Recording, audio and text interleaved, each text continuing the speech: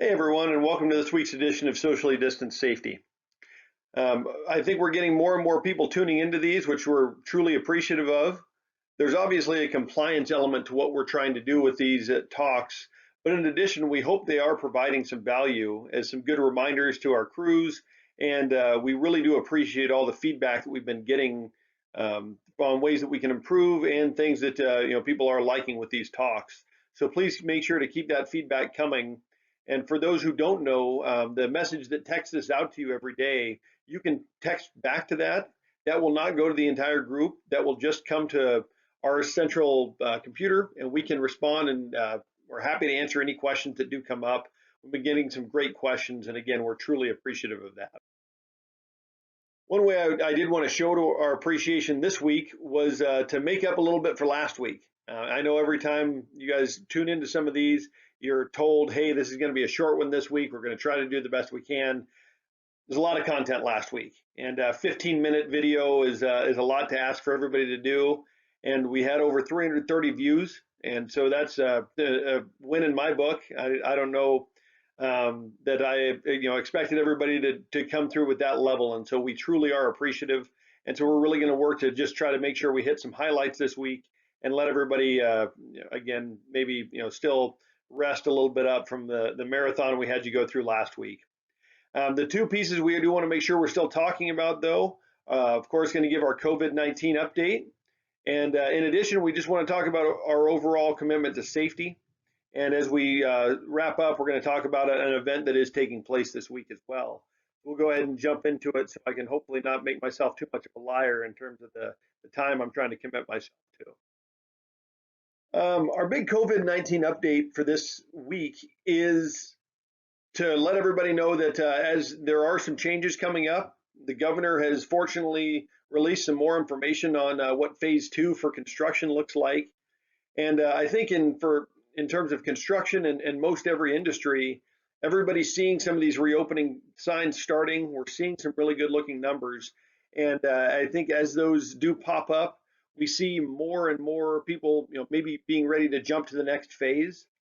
And so we wanted to just provide a quick reminder to let everybody know that we are still in phase 1 and we need to remain compliant with all elements of phase 1. We are developing a plan right now that we're hoping to roll out so everybody will know what phase 2 is going to look like. There's going to be some areas that might make things a little bit easier with a little bit less restrictions on some of the social distancing requirements. Provide us a little bit more leeway so we can get some work done and making sure we're keeping everybody safe. But right now, we've got to stay in maintaining all elements of phase 1. So as a reminder, what that is again, 100% masks to be worn on site. That must cover your mouth and nose. Social distancing must be maintained at all times. That is 6 feet. Reminder that exempted projects, if you're on an exempted project, that'll be briefed to you. They may be able to infringe on that 6-foot requirement only after a pre-task plan is developed and is approved by Andersen Construction. And in addition, completing screenings for each day before entering the project, coming through, checking in, answering those screening questions, making sure you're letting us know if you've experienced any signs and symptoms or maybe exposed to a positive case. Also having your temperature taken. And just as a reminder, unfortunately, we have had to make a few of these actions that team members who are not complying with any of these rules may be subject to removal from our project. Again, it's not a decision we ever want to make. It is the opposite of how we try to run things, but we have been forced in the last week to remove some of our team members for periods of time as determined by the project teams. And we want everyone to know that that is something that we absolutely will enforce, and just hopefully it will help everybody be encouraged to remain compliant. In terms of our safety update for the week, the biggest thing, similar to what I was just talking about before, is just really reinforcing that we have to make sure we are maintaining our safety standards on site. We are so grateful for all the work that everyone is doing, and it's truly been incredible the amount of hard work everyone has put into our overall commitment to safety during this time.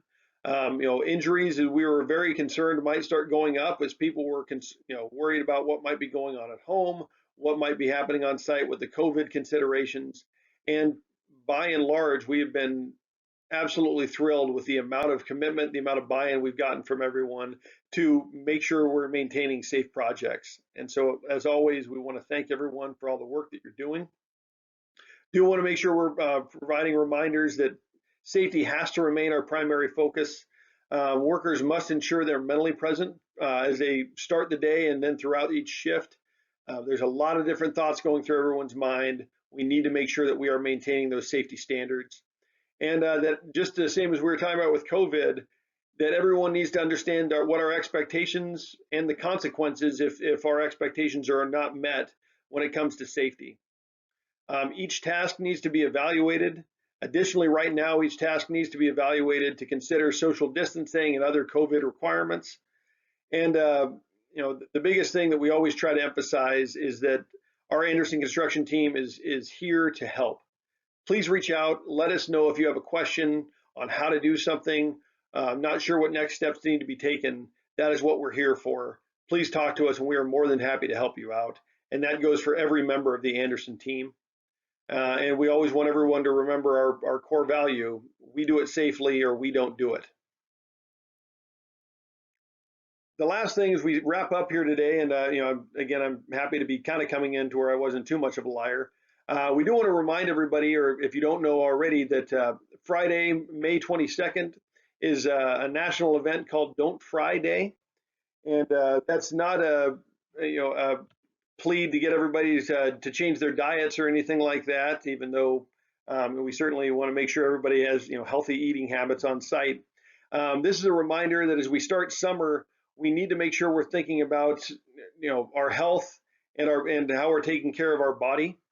And so this is a plea for everyone to think about skin safety, making sure that you're using sunscreen, keeping your body safe to where you're reducing your chances of skin cancer.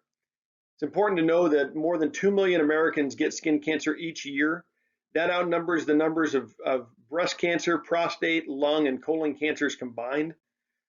Today, 1 in 5 children will grow up to develop skin cancer. And that melanoma is one of the most common forms of cancer for young adults, even those ages 25 to 29. When you're working at home or at work, it's important to always make sure that you have sunscreen. Crews, we ask you to please provide that and make sure your teams are providing that for each other and for themselves.